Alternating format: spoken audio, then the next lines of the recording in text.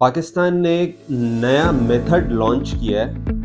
एक innovative method आप कह सकते हैं, क्योंकि दुनिया में शायद पहली दफ़ा ही कोई देख रहा हो कि इस तरह का मेथड यूज़ किया जा रहा है। एक रैंक टर्नर पिच बनाने के लिए, जो कि बनाया जा रहा है 17 तारीख को, जो पाकिस्तान और वेस्ट इंडीज़ का पहला टेस्ट मैच होने जा रहा है मुल्तान में। 2 टेस्ट मैच पे मुश्तमिल ये टेस्ट सीरीज़ खेली जाएगी, जिसका पहला मैच 17 जनवरी को होगा, जो कि वेस्ट इंडीज़ का फर्स्ट टेस्ट टूर है सिंस 2006।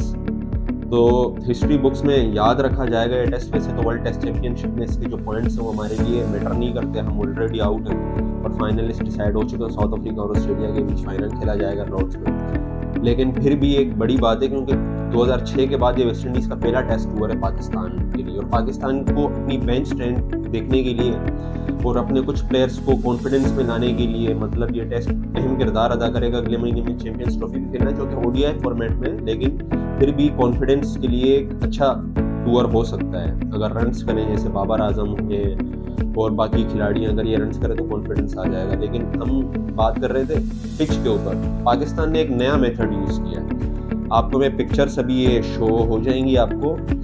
ये टोनी हेमिंग, हमारे जो पिच क्यूरेटर हैं, जो कि ऑस्ट्रेलियन पिच क्यूरेटर हैं, उन्होंने ये ग्रीन हाउस कॉन्सेप्ट किया है इंश्योर करने के लिए कि पिच जो है वो ड्राई रहे और फर्म रहे despite the cold and moist conditions. जो कि मुल्तान की फोगी विंटर, अभी सब जानते हैं, सर्दियों में ये जो मौसम होता है ना, वो कोल्ड होता है, मॉइस्ट होता है, तो स्पिन वैसे नहीं होता। तो इसके लिए इन्होंने कवर किया है पिच को, और अंदर मतलब इसको हीट देने के लिए हीटर्स लगाए हुए हैं, ताकि पिच जो है वो स्पिनर्स के लिए कारसाज रहे और हमें टर्न मिले।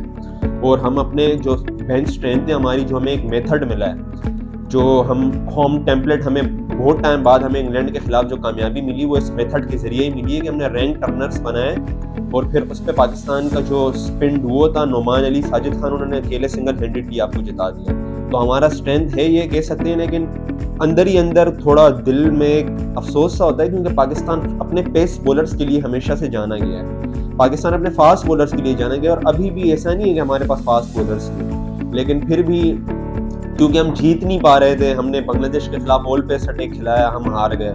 लेकिन फिर जब स्पिन पिचेस बनाई तो हम जीत गए। तो हमने अभी इस पर ही स्टिक करना बेहतर समझा है। टीम मैनेजमेंट ने डिसाइड किया है कि उसी तरह से स्पिन पिचेस बनाई जाएंगी, और जो 3 स्पिनर्स आपके पास हैं, अबरार अहमद, साजिद खान, नोमान अली, सीजन स्पिनर्स है, फर्स्ट क्लास का हैंडी एक्सपीरियंस है, तो आप इस स्ट्रेंथ पे जाएंगे। लेकिन कहीं आप ही एक्सप्लॉइट ना हो जाए, डर इस बात का है, क्योंकि ऐसा नहीं है कि अगली टीम के पास स्पिनर नहीं होंगे, अगली टीमों के पास भी स्पिनर होंगे, क्वालिटी स्पिनर्स भी होंगे। तो वेस्ट इंडीज भी स्पिनर्स खिलाएगा। देखना ये है कि वेस्ट इंडीज क्या टीम खिलाती है। लेकिन जिस तरह की बातें की गई हैं, और टोनी हेमिंग जो हमारा पिच क्यूरेटर है, उन्होंने बाकायदा एक स्टेटमेंट जारी किया है।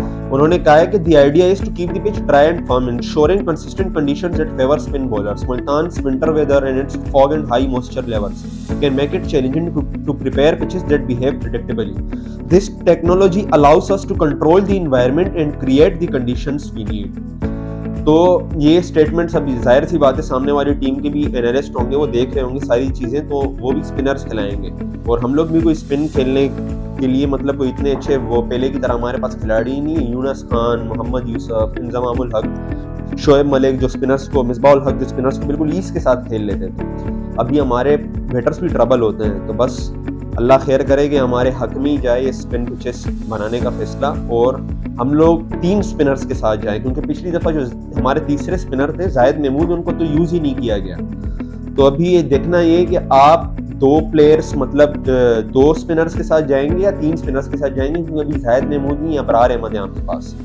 अबरार अहमद, साजिद खान और नोमान अली तो पक्के हैं, लेकिन तीसरा ये अबरार अहमद के साथ जाएंगे या फिर 2 फास्ट बॉलर के साथ जाएंगे। खुर्रम शहजाद और मोहम्मद अली, हो सकता है कि दूसरा फास्ट बॉलर मोहम्मद अली और काशिफ अली में से वो मोहम्मद अली के ज़्यादा चांसेस लग रहे हैं। लेकिन तब अगर ये 2 फास्ट बॉलर के साथ जाएं और 3 स्पिनर के साथ जाएं, बज़ाहिर ज़्यादा चांसेस इस बात के हैं कि 3 स्पिनर खिलाएंगे और 1 फास्ट बॉलर खिलाएंगे।